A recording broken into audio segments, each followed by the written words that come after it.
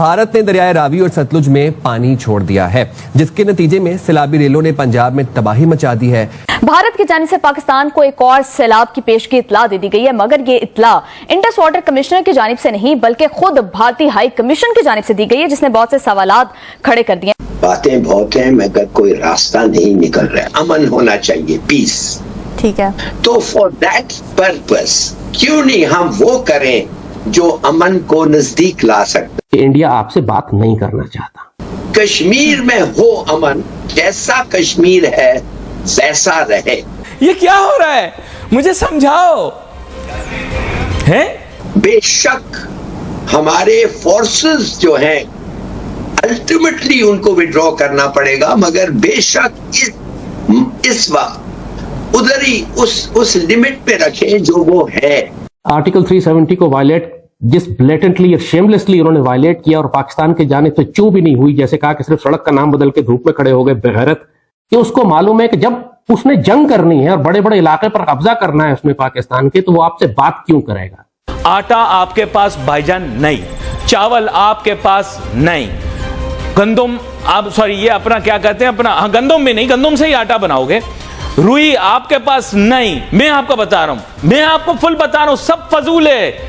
दाल आपके पास नहीं, मैं आपको बता रहा हूं, इंडस्ट्री आपके पास नहीं, कुदरती वसाइल आपके पास नहीं। दरियाए रावी सतलुज ने कई देहात डुबो दिए हैं, खड़ी फसलें तबाह हो गई हैं, लोगों के माल मवेशी बह गए हैं पानी के अंदर, घर ज़ेरे आब आ गए हैं। दरियाए रावी में भारत से छोड़ा गया जो हम लाते हैं टॉक शोज और अनलिमिटेड एंटरटेनमेंट सिर्फ यूट्यूब पर। अगर आपने अभी तक हमारा चैनल सब्सक्राइब नहीं किया तो अभी सब्सक्राइब करें और बेल आइकॉन को क्लिक करके हमारी लेटेस्ट वीडियोस के बारे में अपडेट जानें। पानी का रेला है वो पाकिस्तान की हदूद में दाखिल हुआ तो जसड़ के मकाम पर पानी की सतह अचानक 60,000 क्यूसेक तक बुलंद हो गई और दरियाए सतलुज में कसूर और बहावल नगर के मकाम पर सैलाब ने अच्छी खासी तबाही मचा दी। जिसने इंडस वाटर ट्रीटी को हेल्ड इन अबेयंस रखा हुआ है, सस्पेंड किया है, उन्होंने पंजाब के हवाले से पाकिस्तान को डिप्लोमेटिक चैनल्स के जरिए ये वार्न किया है कि बहुत ज्यादा बारिश हुई है, जिसके नतीजे में पानी का एक बहुत बड़ा तूफानी रेला जो है पाकिस्तानी पंजाब का रुख जो है वो इख्तियार कर रहा है। बिल्कुल तबाही मचाई, दर्जनों देहात ज़ेरे आब आ गए। फसलों की अगर बात की जाए तो फसलें पानी में बह गई। कसूर का इलाका है गंडा सिंह वाला, वहां पर दरियाए सतलुज में 1,50,000 क्यूसिक से ज्यादा का जो रेला है वो गुजरा, जिससे बाकू वाला गांव में जो है वो तबाही हुई, मुकम्मल वो ज़ेरे आब आ गया, इलाके का शहर से जमीनी राब्ता मुनक़ता हो गया। बहावल नगर की अगर बात करें तो दरियाए सतलुज ने वहां दरियाई बेल्ट को मुकम्मल तौर पर डुबो दिया। 21 मकामात ऐसे हैं जहां पर दर्जनों गांव जो हैं वो उनमें पानी दाखिल हुआ, सैलाब का, फसलें और मकानात डूब गए। वकाई साहब, भारत ने ये जो हमें सैलाब के खतरे की इतला दी है और उसके लिए जो चैनल इस्तेमाल किया गया है वो किया गया है भारतीय हाई कमीशन का, जबकि अगर हम इंडस वाटर ट्रीटी के रूल्स को देखें तो इंडस वाटर कमिश्नर की जानिब से के जरिए ये इतला दी जानी चाहिए थी। तो इसके पीछे क्या मैसेज है, भारत ने ये चाल क्यों चली है? कि भारत ने ये इतला भी को दिल से नहीं दी है, को मतलब है मोहब्बत नहीं हमारे लिए उनके दिल में आई कि बाकायदा उन्होंने अपने फॉरेन ऑफिस की तरफ से ऐलान किया है कि ये सूरत हाल जो है ये भारत एक ऐसी सूरत हाल पैदा करने की तरफ जा रहा है जिसका फिर कोई एंड नहीं है। और भी मैं तफसील बताता हूँ उसकी कि क्यों ऐसा किया गया। तो इसको आप ये जरूर कह सकते हैं कि हल्की सी बर्फ पिघली है, लेकिन आप इसको हिंदुस्तान की तरफ से हमारे लिए कोई फेवर ना समझें। दूसरी बात यह है कि इंडस बेसिन ट्रीटी इटसेल्फ जो है वो ये कहती है कि आप पानी किसी का नहीं रोक सकते, इसलिए हिंदुस्तान को थोड़ी सी अकल आई है। जी बकार साहब, लेकिन अभी जो हम देख रहे हैं कि इंडस वाटर ट्रीटी के जब भारत ने पहले से भी कह रखा था कि हम इसको मुअत्तल करेंगे, इस पर रद्द-ए-अमल उन्होंने रोका हुआ था, तो अब अगेन वो वाला चैनल ना इस्तेमाल करना, क्या इस बात का इतराफ है कि अभी भी इंडस वाटर ट्रीटी पे भारत अमल दरामद नहीं कर रहा? मेरा ख्याल ये है कि ये आगाज है। ये जो देखे ना, अगर उन्होंने उसके ऊपर अमल ना करना होता तो वो ये भी ना करते ना, मजबूरी तो कोई नहीं थी ना, प्रेशर तो कोई नहीं था, बंदूक तो नहीं तानी हुई थी ना किसी ने। इसलिए मेरा ख्याल ये है कि नुक्ता आगाज है, ये बात वापस जाएगी।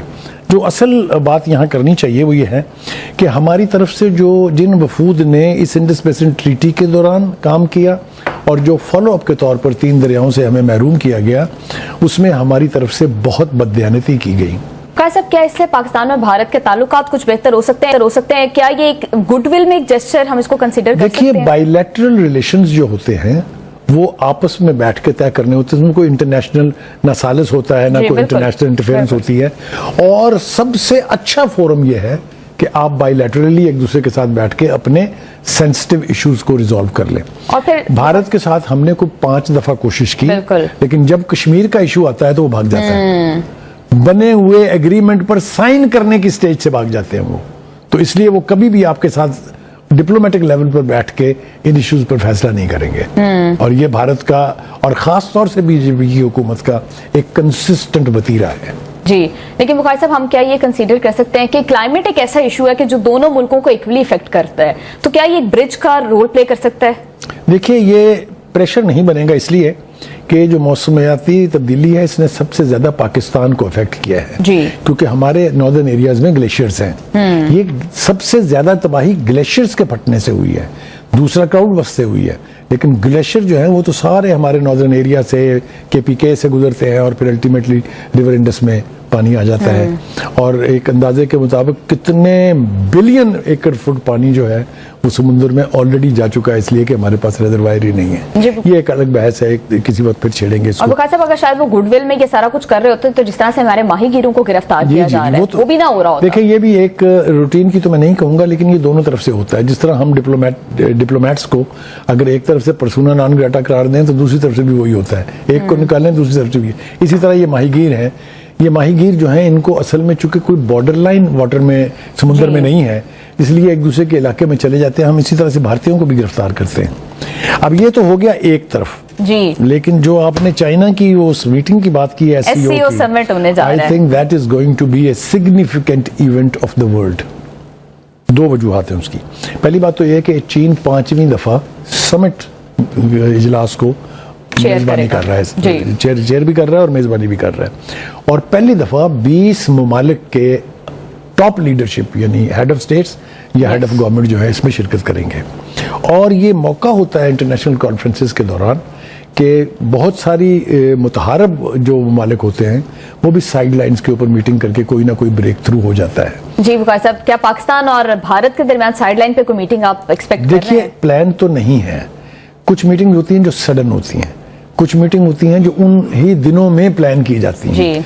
कई दफा माजी में अगर आप देखें तो हमारे नवाज शरीफ साहब का और उस वक्त के प्राइम मिनिस्टर वाजपेयी का आमना सामना हुआ था, मुलाकात भी हुई थी। मुझे याद है न्यूयॉर्क के होटल में, नॉट रोजवेल्ट में तो हम लोग सारे ठहरे हुए थे, एक बड़ा होटल है ग्रैंड होटल मोस्ट प्रॉबेबली, उसमें मीटिंग हुई थी। तो इस तरह की समिट्स मीटिंग्स में इस तरह का इंटरेक्शन पॉसिबल है। हमारे फॉरेन ऑफिस ने कुछ प्लान किया है, नहीं किया है, इंडिया की तरफ से कोई इशारा मिला है कि नहीं मिला है, ये अभी हमें इल्म नहीं है। लेकिन ये इजलास जो है ना बहुत हवालों से इम्पोर्टेंट है।